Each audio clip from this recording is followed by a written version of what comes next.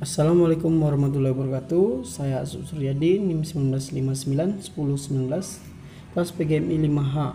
Di sini saya akan menjelaskan karakteristik ruang dan pemanfaatan sumber daya alam untuk kesejahteraan masyarakat dari tingkat kota, kabupaten, sampai tingkat provinsi.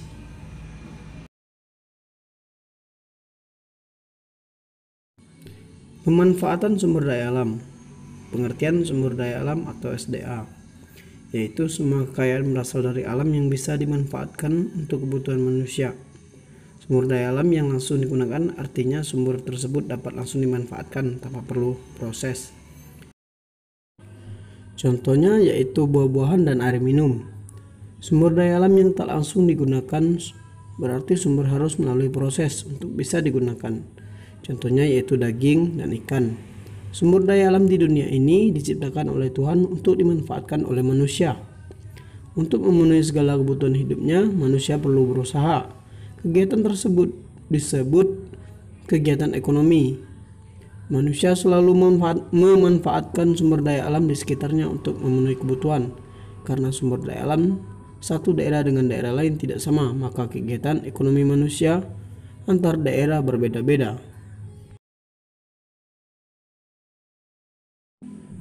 Macam-macam sumber daya alam. SDA.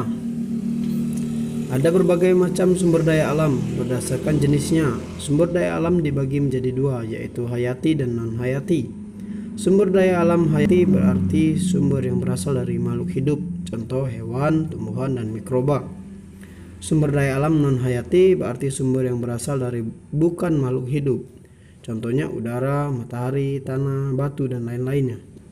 Sumber daya alam berdasarkan sifatnya dibagi menjadi dua, antara lain sumber daya alam terbarukan dan tak terbarukan. Sumber daya alam terbarukan artinya sumber tersebut bersifat berkelanjutan atau terus ada, contohnya sinar matahari dan angin.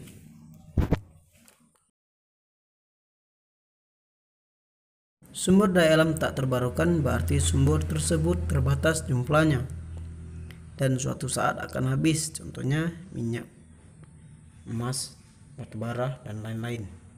Sumber daya alam berdasarkan prosesnya dibagi menjadi dua, antara lain sumber daya alam yang langsung digunakan dan tak langsung digunakan.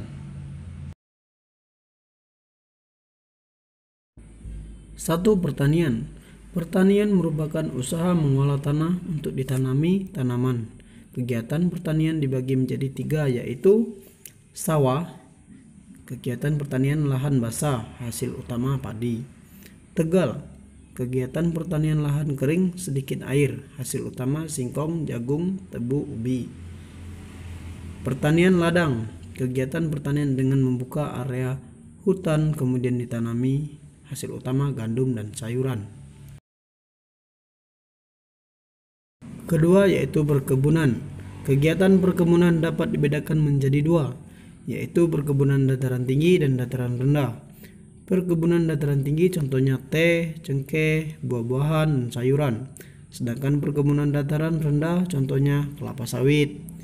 Hasil perkebunan biasanya berupa bahan mentah, belum dapat dikonsumsi langsung.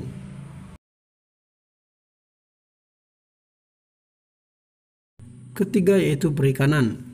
Dibagi dua, yaitu perikanan laut dilakukan oleh penduduk pesisir pantai.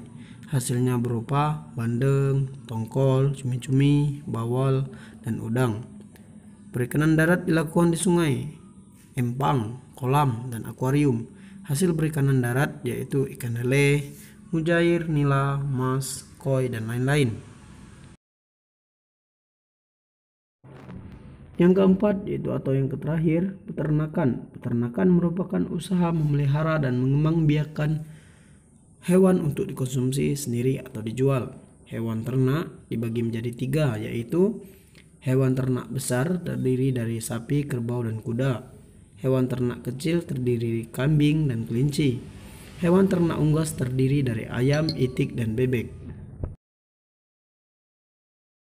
Baiklah, hanya itu saja yang dapat saya sampaikan tentang materi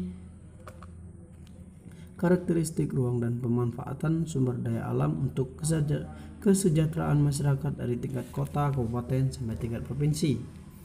Semoga bermanfaat. Saya tutup. Wassalamualaikum warahmatullahi wabarakatuh.